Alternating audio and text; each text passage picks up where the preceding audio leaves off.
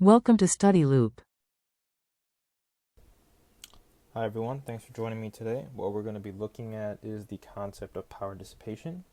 What we have is a car of mass 1400 kilograms that is starting from rest, going through a displacement cycle of 400 meters.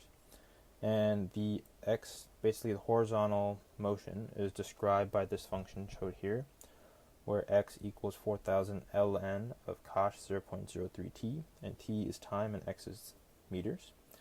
And the drag function is given by this equation here, where drag is equal to 0.35 times the velocity squared. So it is a function of velocity. What we're asked to find is the power dissipated by drag at time equal to 10 seconds and 15 seconds. So first thing we're going to do is draw a free body diagram of this car going through its motion. So we have the car here, we have a normal force, the vertical, we have the weight force going directly down. We have this driving force that is pushing the car forward, and we also have this drag force that is acting against the direction of the car. And this is positive for our sign convention.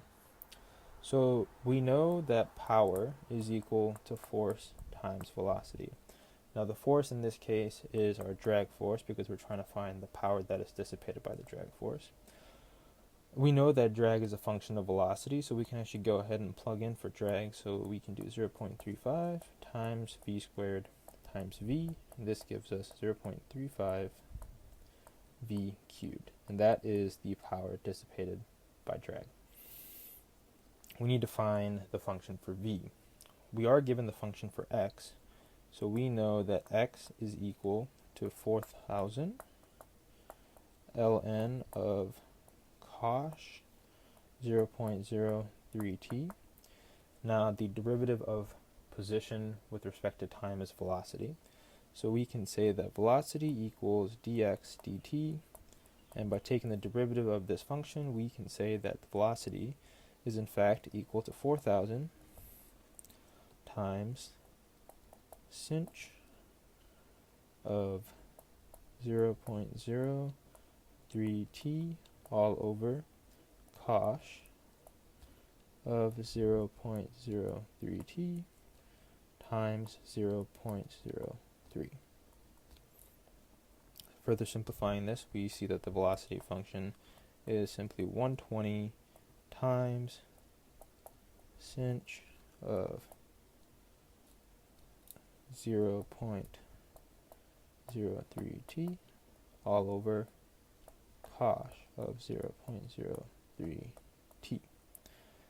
Now remember, recall that power is simply 0.35 v cubed. Using these two equations here, the only input that we need is time, and we're asked to solve for the power dissipation due to drag at t equals 10 seconds and 15 seconds. So we can plug in 10 seconds to solve for the first one, and at 10 seconds we find that the power dissipated due to drag is 14.95 kilowatts, and at 15 seconds the power dissipated due to drag is 45.4 kilowatts. Should go ahead and change this to kilowatts. And that is our final answer.